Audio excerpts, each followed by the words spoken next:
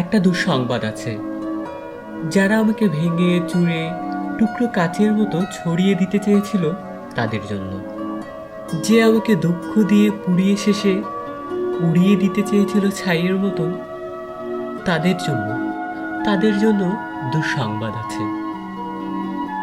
আমি এখন পাখির মতন।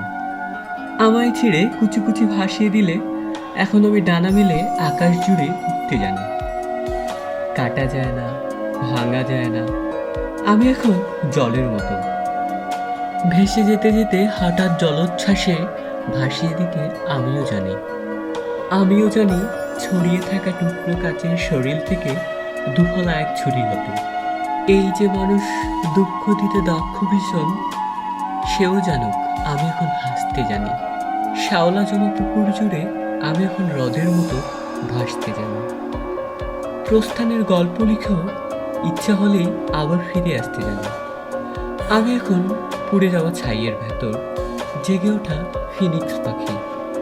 আমি এখন মৃত্যুর নীড়ে বাঁচতে জানি।